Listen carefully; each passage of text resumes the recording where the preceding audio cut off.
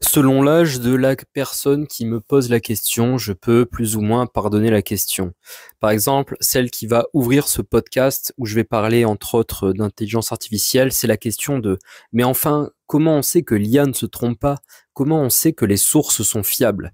Alors bon, si t'as, on va dire, 55 ans et par au-dessus, je peux te pardonner parce que t'as grandi dans un monde où les sources on va dire admises, bah déjà les sources n'étaient pas très nombreuses, hein, t'avais en gros les médias mainstream, peut-être un peu de contre-culture si t'étais on va dire novateur, innovant, un peu artiste, un peu dissident, mais globalement les sources admises avaient un certain degré de crédibilité, tu vivais dans un certain niveau de confort et de sécurité qui font que bon, tu peux être en droit de demander, on va dire, des sources qui tiennent le coup. Mais si t'es plus jeune que ça, pour moi, t'es un naïf. Alors, je vais pas me contenter juste de critiquer comme ça, mais je vais m'expliquer.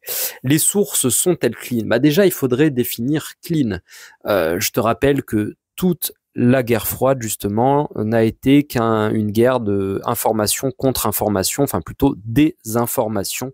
Hein, tu as le cas de cette égérie féministe de deuxième ou troisième génération, Gloria Steinem, qui avait été financée bien par les majors américains, donc avec de l'argent du deep state. Hein, c'était pas les majors, les grandes compagnies du divertissement qui avaient envie comme ça de perdre de l'argent pour rien, pour aller faire de la désinformation en URSS.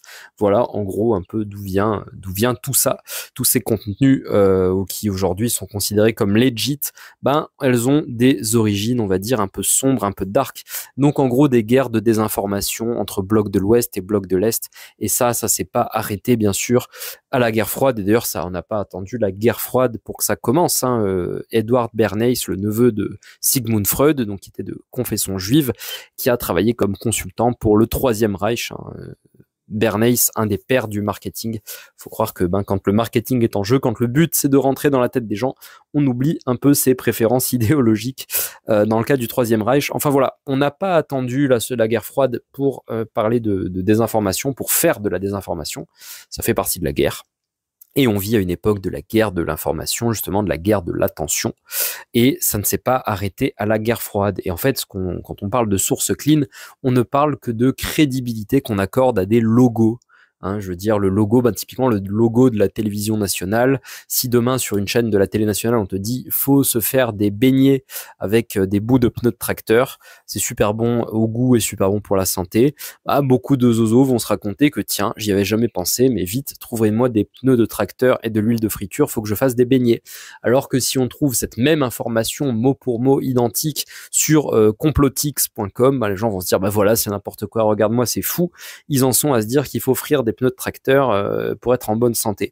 Bon, dans les deux cas, c'est la même info. Donc en fait, une info est pas tellement vraie, une info est rattachée à une source et une source jouit de plus ou moins de prestige social.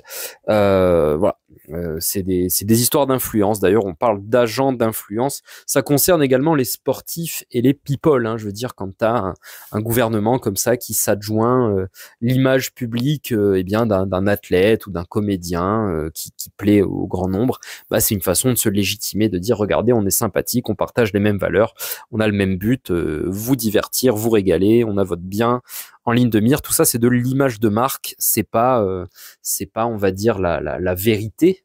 Hein. D'ailleurs, c'est ce qui explique aussi souvent pourquoi on raffole des scandales en tant qu'espèce, dans le sens où le scandale, c'est justement quand on révèle que derrière l'image, derrière la façade lisse, la façade communicante d'un individu ou d'un groupe d'individus, il y a des choses un peu moins avouables.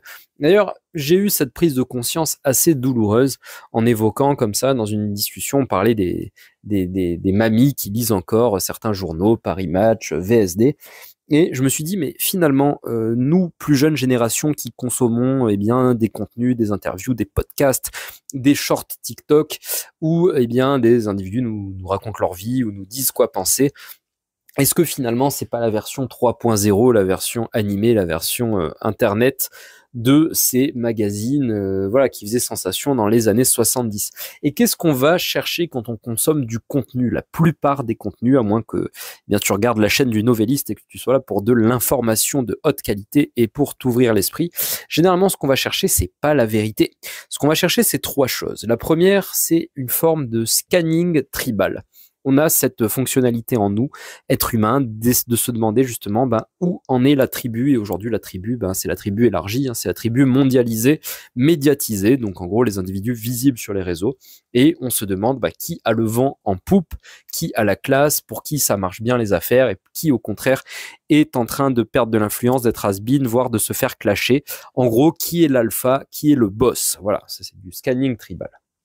Deuxième chose qu'on vient chercher, qui est corrélée à la première, c'est une forme d'apprentissage mimétique. Quelles attitudes, quels modes de pensée, quelles croyances vont me permettre, socialement, d'être accepté, d'être admis, d'être dans l'air du temps, de faire partie du groupe. Voilà, moi, ça m'a amusé des gens qui étaient scandalisés par les propos ce qu'on appelle aujourd'hui le wokisme, qui d'ailleurs à l'époque était un terme pas du tout admis. C'était un terme qui était réservé à l'extrême droite turbo méga fasciste. Et puis quand finalement Trump a gagné là en 2024 et a commencé à faire un peu changer le vent sur ces questions-là, des gens qui étaient des fervents défenseurs donc de minorités, on va dire, récemment créées, se sont mis à dire ouais bon, on en a marre quand même, on en voit partout. Enfin, le discours a radicalement changé. Oui, parce que le king, l'homme de pouvoir, avait radicalement changé, tenait un autre discours. Donc voilà, on vient apprendre des opinions politiques, on va apprendre comment rire, comment se tenir, quoi aimer. Enfin, je te renvoie à mon podcast sur le mimétisme. J'y développais un peu ces choses-là. Et enfin, qu'est-ce qu'on vient chercher? On vient chercher un peu de sensations fortes.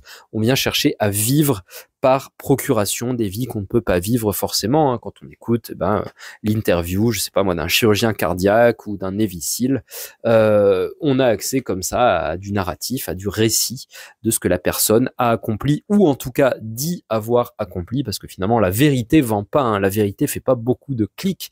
Ce qui fait du clic, justement, c'est le sensationnel, c'est ce qui déclenche la peur, l'envie, le désir, toutes ces choses-là. Donc, on vient vivre par procuration. Et si tu regardes cette liste, finalement, que je viens d'énumérer, à savoir, scanning tribal, learning mimétique et vivre par procuration, tu te rendras compte que rien de tout cela ne parle de vérité. La vérité, c'est autre chose. Et typiquement, quand j'avais fait une vidéo sur Jésus, donc on va reprendre la figure du Christ, quand Jésus commence, on va dire, sa tournée, il va contre l'ordre tribal, justement. Les gens qui le mimétisent sont persécutés pour chasser, et il invite justement à vivre pour soi-même et non par procuration, non à travers une interface de loi. En gros, il vient professer une parole de vérité. Cette vérité lui vaut, en tout cas dans le récit de l'Évangile, crucifixion, condamnation, voilà, par les pharisiens. Donc la vérité est, on va dire, l'acceptance sociale, ce qui est disciple, c'est autre chose. Et ce que tu peux avoir au mieux dans des contenus, c'est de l'information, information que ce sera ensuite à toi non seulement de vérifier, mais pourquoi pas de tester, et de tester à tes risques et périls. C'est vrai qu'il y a aussi aujourd'hui, les gens veulent des recettes sûres, comment à coup sûr arrêter ça. J'en sais rien. Honnêtement, c'est tellement multifactoriel, tellement complexe dans la plupart des cas que je ne saurais justement que dire.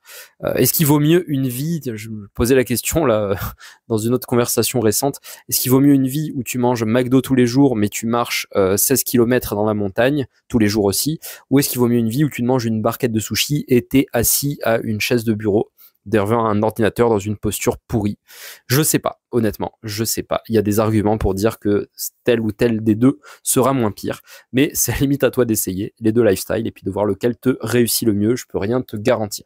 La vérité est ailleurs, disait X-Files, la série qui enquêtait justement sur des phénomènes paranormaux. La vérité n'est pas dans les contenus qu'on consomme, dans les doctrines, dans les idéologies, dans les news et dans les logos. Voilà. Donc, comment sait-on que l'IA ne se trompe pas? En fait, on ne le sait pas.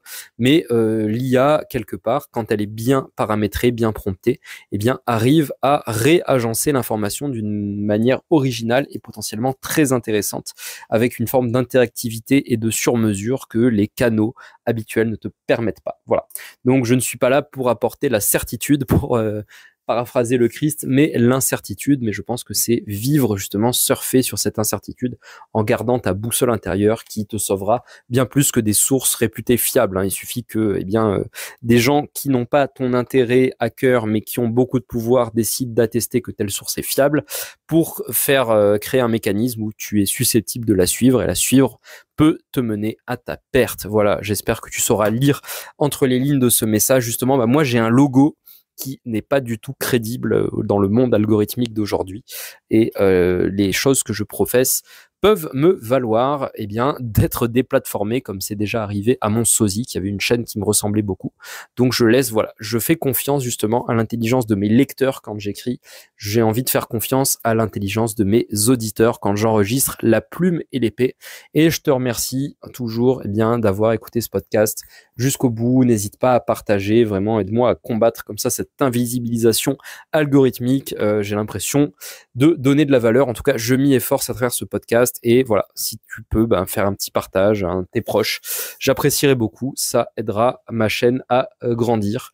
Je te remercie. Je te dis à demain pour le prochain épisode de La Plume et l'Épée. Et comme toujours, prends soin de toi.